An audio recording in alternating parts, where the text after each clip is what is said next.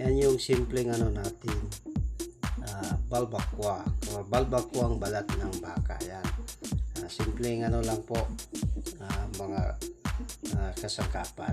Yan, masarap lalo na may sili. Yan.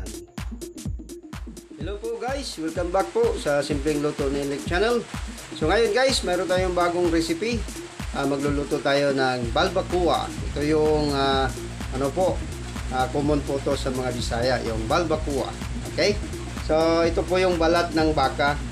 Actually guys, ito mabibili ito sa merkado. Malinis na, tsaka half cook lang po yan. Hindi pa po masyadong malambot. Kaya kailangan natin yan papalambutin mamaya. So, ito yung mga ingredients ng balbacoa natin guys. Reminder lang po ano yan po, balat po ng baka. Okay? Ito na. So, siyempre, yung mga sangkap po natin, mayroon tayong 1 kilo na balat ng baka po. Yan, malinis. Half cook pa po yan, hindi po masyadong malambot. And of course, ito po yung yung kadalasan na hinahalo ng sangkap. Yung black beans. Mayroon tayong 100 grams na black beans. And of course, mayroon tayong isang kutsarang asukal. Actually, guys, yung asukal po natin ay po yan, pagpawala ng lansa. Saka, siyempre, patimpla na dito. Dagdag ng timpla. Okay? So, mayroon din tayong bell pepper. Yan. At saka, mayroon tayong onion. Mayroon tayong yung garlic natin, of course. At saka yung luya. Ginger natin. At saka mayroon tayong seasoning at saka yung pamintang durog. Hindi natin niya uubusin mamaya. Lang tayo. Okay? Adjust. So of course, meron tayong asin. Yan, pampalasa. At saka yung soy sauce natin. So ganito lang. Gigisa lang natin. Halo-halo, titimpla, tapos palalambutin natin. Okay? So stay tuned lang po guys. Sana magustuhan nyo yung bagong recipe natin na balbacoa. Ito na po guys. Lulutuin na po natin yung balbacoa natin. Okay? So, unang proseso po, siyempre magpapainit tayo ng oil. Yan. So, ang ginamit ko guys, itong pressure cooker para madaling lumambot yung balat ng baka para hindi po masyadong time consuming. Pero halimbawa pag wala pong pressure cooker, pwede naman po gumamit ng paglutuan. Mas mainam siguro yung uling, kasi mas maano yung uling. Okay? Para maganda kasi yung uling pagpalambot ng balat. Okay? So ito na guys. So, una natin mainit na yung oil natin. Lalagay na natin tong bawang. Okay?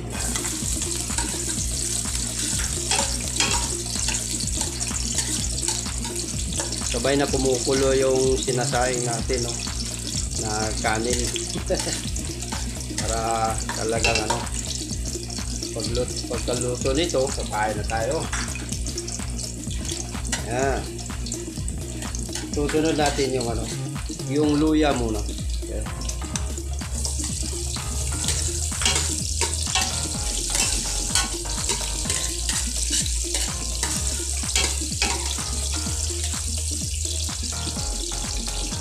And of course, yung onion natin.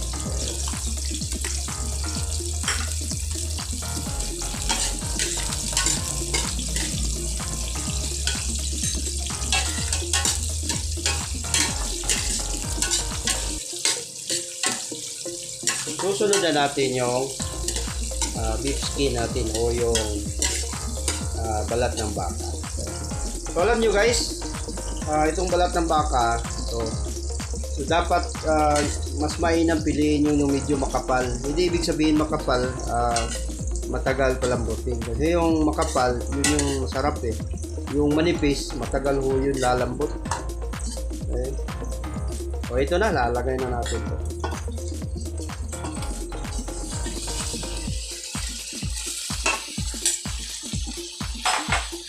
Gagisa muna tayo. Yan.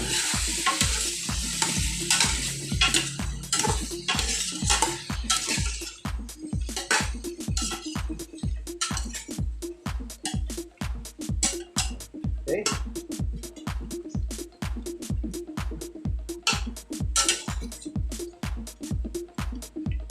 lalagay natin yung ano, yung soy sauce natin. Pwede mamaya pag ano, yung itsura, gusto mo medyo maitim-itim yung kulay, dadagdag lang kayo ng ano, soy sauce. Saka ito, lalagay na natin to. Tutulong din ito sa ano, pagpasarap ng lasa, pawala ng langsa, at saka pagpalambot din. Okay? Mamaya natin lagay yung ano, yung beans natin, saka yung bell pepper, saka yung seasoning natin. Yan.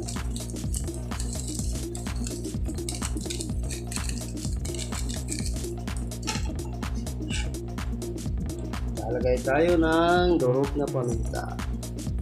Yan. Huwag lang masyadong marami kasi lalo na pag may bata.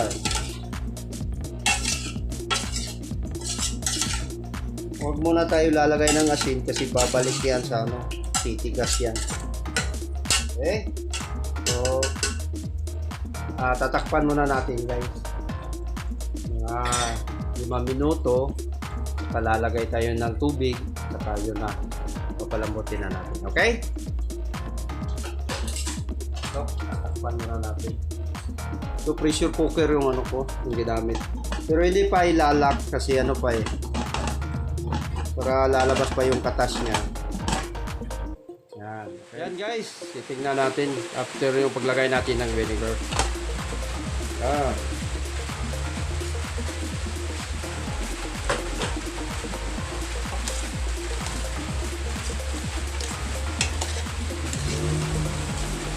Okay. Pwede na tayo maglagay ng tubig. Mamaya na tayo maglagay ng asin. Kasi may soy sauce naman yan. Okay, lalagay tayo ng isang bowl ng tubig. Kung gusto nyo talaga masabaw, pwede yan. Pero kung katamtaman lang, pwede. Tulad nito, palagay ko kulang ng ano eh, konti. So lalagay tayo. Dadagdagan natin.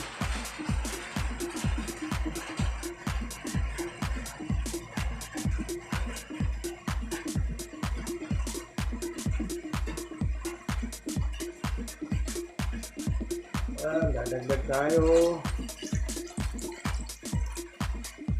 Yan, pwede na natin i-lock yan para palalambutin natin tong ano natin, yung balat ng baka. So mga around 15 minutes or kung gusto nyo talaga malambot, mga 20 minutes. Pressurized kasi yan eh. So mabilis lang yung pagpalambot. Pero kung halimbawa hindi pressurized, siguro abot na mga ano 45 minutes siguro. Ganun. Lalo na yung ano, mas mainam kung uling yung gagamitin na pang ano natin, pang palambot ng balat. Okay? So, yan. Tatakpan na natin guys. Palambutin natin mga 15 minutes. Yan. Kasi pressurized to eh. Okay? Tapos lock natin. Okay. Guys, stay tuned lang guys. Tingnan natin yung resulta. Bubuksan natin yung ano niya, sure. Pagkatapos ng 20 minutes, pinabot ko ng, instead of 15 minutes, pinabot ko ng 20 minutes para talagang lalambot talaga yung balat ng baka. Okay? Tatanggalin muna natin to.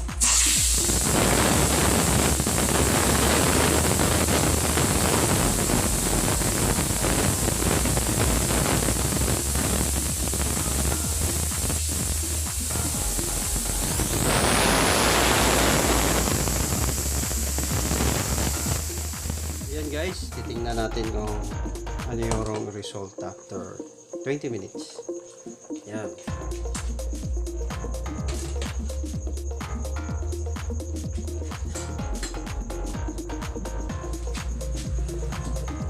Okay. Lambot na guys. Yan. Okay. Yan. So, lagay na natin yung ano,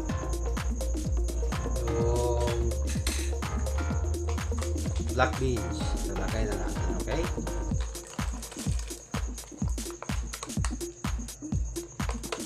Yeah. And of course, yung bell pepper natin. Yeah.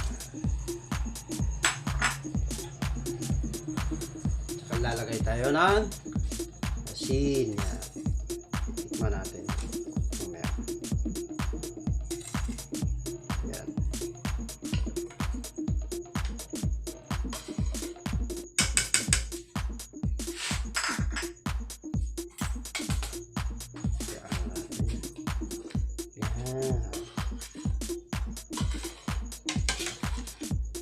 Yan lang kasimple. Simpleng sangkap lang. Titikim tayo. Yan, okay. O, yan na. Okay na guys. Sarap. Yan muna natin ang kukulo. Okay. Saka lalagay natin din yung lalagyan. Okay? So, ganun lang kasimple guys. Halo-halo ng halo. Kung gusto nyo i-upgrade, pwede. Kung ano yung gusto nyo idagdag. Yung siling labuyo. Kung ano-ano pa. Okay? So, lalagay na natin doon sa bowl. Okay? Ayan na po guys. Tapos na po yung ano natin. Yung balbakwang balat ng baka. So, sana po nagustuhan nyo yung simpleng recipe natin ngayon. Wala masyadong sangkap pero masarap po. Yan. So kung ano yung gusto nyo i-upgrade, pwede yan. Saka lalo ito, yan, masarap yan. Pag may sili, okay? Lalo na sa yung mga hangover or pagpulutan, pwede yan. So sana guys, patuloy po kayo sa suporta sa channel ko.